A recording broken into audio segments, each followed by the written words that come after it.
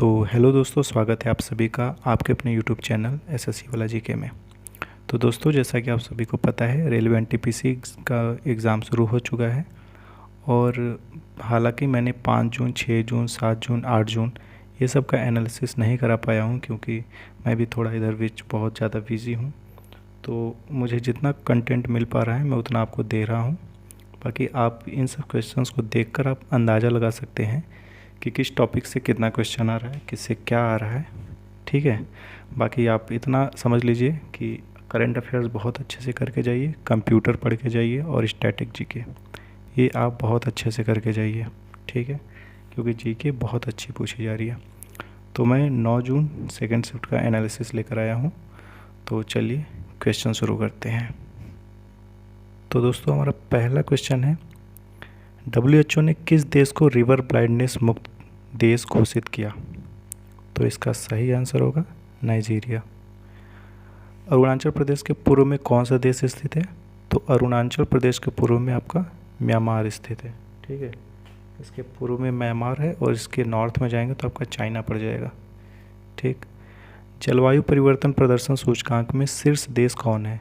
तो जलवायु परिवर्तन प्रदर्शन में डेनमार्क आपका पहले नंबर पे है और भारत आपका 10वें नंबर पे है। पंजाब में जैसे लड़कों के लिए भांगड़ा होता है, वैसे लड़कियों के लिए गिद्धा होता है। ठीक है, चलिए अब अगला क्वेश्चन देखते हैं। तो जैसा कि आप सभी जानते हैं कि अभी हाल ही में सुनीता विलियम्स गई थी अंतरिक्ष में।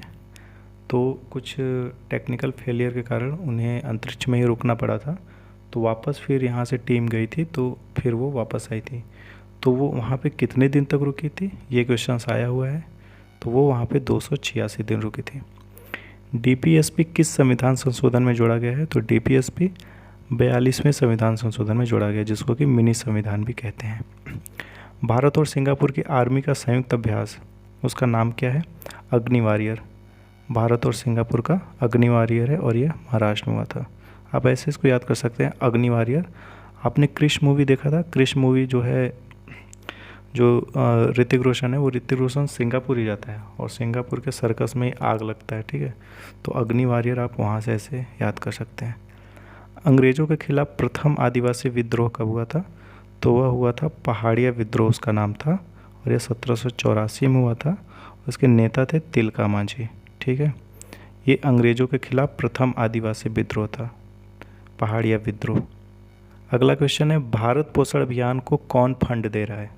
तो भारत पोषण अभियान ये भारत का एक योजना है और इसको फंड विश्व बैंक के द्वारा दिया जा रहा है। जनजाति गौरव दिवस कब मनाया जाता है? तो जनजाति गौरव दिवस बिरसा मुंडा की जयंती पर 15 नवंबर को मनाया जाता है। 2019 से 2021 में भारत की कुल प्रजनन दर कितनी थी? तो 2019 से 2021 में भारत की कुल प्रजनन दर 2% थी। ठीक है, अगर ऐसा क्वेश्चन आएगा, कि हालांकि ये करंट अफेयर्स, पुराना करंट अफेयर्स हो गया, लेकिन ये क्वेश्चन आया है, तो इतना याद रखना, 2 साल का गैप है, 2%। ठीक है, रटेंगे तो, क्योंकि इतना टाइम नहीं है आपको रटने का, थोड़ा थोड़ा उसमें अपना ही ट्रिक घुसा दीजिए, कुछ भी जो भी मिले। आगे बढ़ते हैं। विश्व एक्सपो जापान के ओसाका में मनाया गया। ठीक है, और इसका थीम क्या था? तो इसका थीम था हमारे जीवन के लिए भावी समाज का निर्माण करना। चलिए अगला क्वेश्चन देखते हैं। किस वंश को याहया सरहिंदी ने पैगंबर मोहम्मद का वंशज बताया था? याहया सरहिंदी ने एक किताब लिखा था और उस किताब का नाम मुझे याद नहीं आ रहा है। तो उस किताब में इन्होंने लिखा था कि सैयद वंश जो है वो मोहम्मद पैगंबर का वंशज है। ठीक है, पैगंबर मोहम्मद का वंशज है सैयद वंश। अगला क्वेश्चन है, अंडमान की जारवा जनजाति के घर का नाम क्या है? तो अंडमान के जारवा जनजाति के घर का नाम है चड्ढा। ठीक है, एक मिनट में इसको क्लियर कर दे रहा हूँ। याहया सरहिंदी का जो बुक है, तो वो बुक है तारीख़ मुबारक शाही। याहया सरहिंदी की बुक है तारीख़ मुबारक शाही।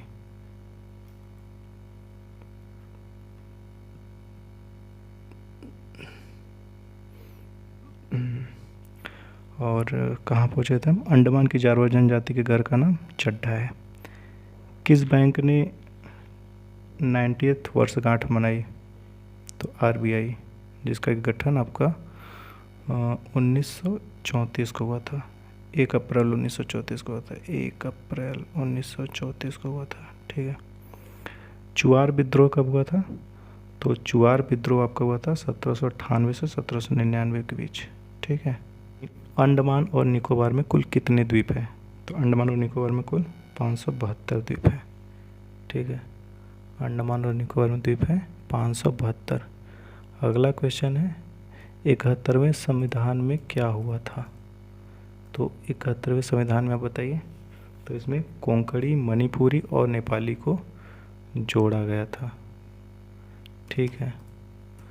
और उसके बाद हमारा अगला क्वेश्चन है शास्त्रीय नृत्य का गैर मुखर रूप क्या है? शास्त्रीय नृत्य का गैर मुखर रूप तो वो है भरतनाट्यम। सीढ़ीदार खेती को और किस नाम से जानते हैं? तो सीढ़ीदार खेती को और हम वेदिका कृषि के नाम से भी जानते हैं। ठीक है। और ये जो हमने पढ़ा ये 572 आइलैंड है इसमें, लेकिन इस पे केवल 38 पे ही लोग रहते हैं। ठीक है। अगला क्वेश्चन है कृत्रिम रूप से बनाए गए तत्वों की विशेषता क्या होती है? तो कृत्रिम रूप से बनाए गए तत्वों की विशेषता होती है कि वो रेडियोधर्मी होते हैं और वो अल्पकालिक होते हैं। भोलेनाथ तिवारी का संबंध किससे? वही 1857 का सिपाही विद्रोह। डीवीडी में लेजर की आवृत्ति कितनी होती है? 474 हर्ट्ज। जब कोई क्षेत्र किसी देश से जुड़ता है तो उसकी नागरिकता कौन डिसाइड करता है? तो उसकी नागरिकता केंद्र सरकार डिसाइड करती है। ठीक है। तो कंप्यूटर से क्वेश्चन जो आए थे वो है आपके पेज मार्जिन और टेक्स्ट बाउंड्रीज़ के बीच की दूरी को क्या बोलते हैं? तो पेज मार्जिन और टेक्स्ट बाउंड्रीज़ के बीच की दूरी को इंडेंट बोलते हैं। किसी टेक्स्ट को कॉपी पेस्ट करने के लिए तो Ctrl+C से कॉपी, Ctrl+V से कॉपी, सॉरी Ctrl+C से कॉपी, Ctrl+V से पेस्ट हो जाता है। ALT+टैब से क्या होता है? तो ALT+टैब से खुले एप्लीकेशन के बीच स्विच करने के लिए, जैसे आपने 2 एप्लीकेशन खोला हुआ है तो इससे ALT टैब करने से एक से दूसरे पर आप स्विच कर जाएंगे।